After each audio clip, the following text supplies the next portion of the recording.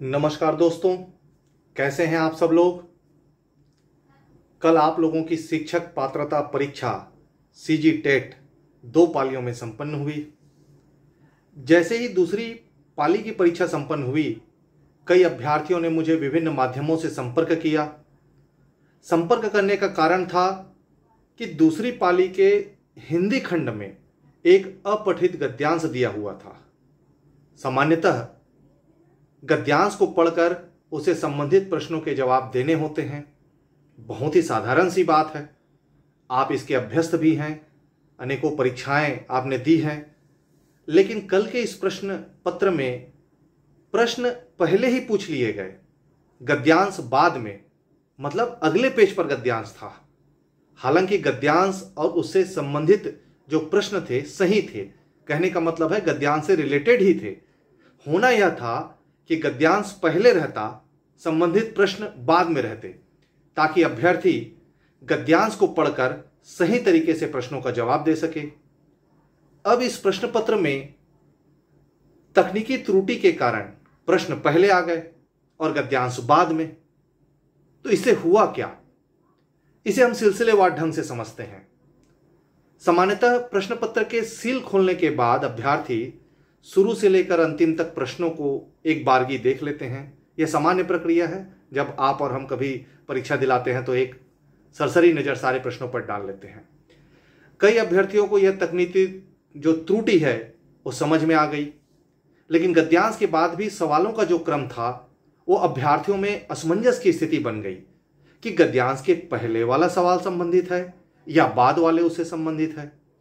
दूसरी ओर कुछ ऐसे अभ्यर्थी होते हैं जो क्रम से सिलसिलेवार ढंग से सवालों का जवाब देते चले जाते हैं। मतलब वो शुरुआत करते हैं, लाइन से सवालों का जवाब देते चले जाते हैं।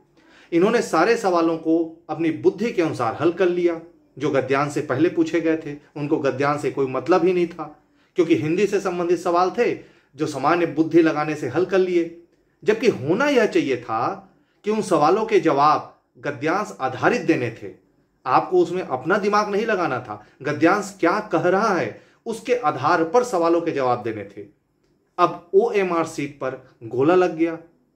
गोला लगने के बाद जब हम आगे बढ़े, सवालों को पढ़ लिए, खत्म हो गया, जब गद्यांश में पहुंचे तब समझ में आया कि तकनीकी त्रुटि के कारण सवाल पहले पूछ लिए गए थे, गद्यांश बाद में थे।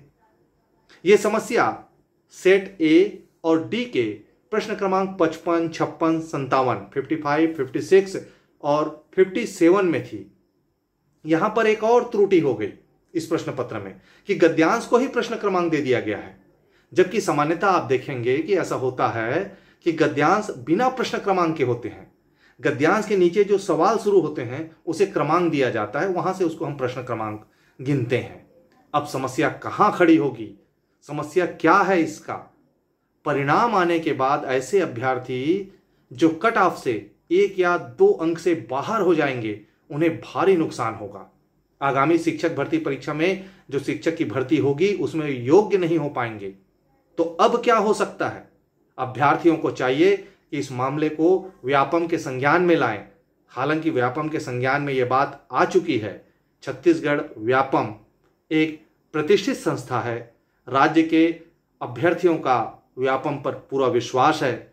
ऐसे में उम्मीद की जा रही है कि उक्त सवालों के बोनस अंक प्रदान किए जाएंगे या उन सवालों को विलुप्त कर दिया जाएगा, जिससे अभ्यर्थियों के मन में किसी भी प्रकार की दुविधा न रहे, शंका की स्थिति न रहे, भ्रम की स्थिति न रहे और अविश्वास की स्थिति न बने, और उनके भविष्य के साथ, अभ्यर्थी के भविष्य के साथ किसी भी प्रकार से खिलवाड़ न होने पाए।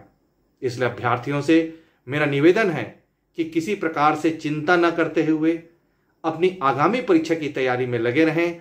मेरी शुभकामनाएं आपके साथ हैं। फिर एक नए वीडियो के साथ हम एक नई चर्चा आपसे करेंगे। तब तक के लिए नमस्कार।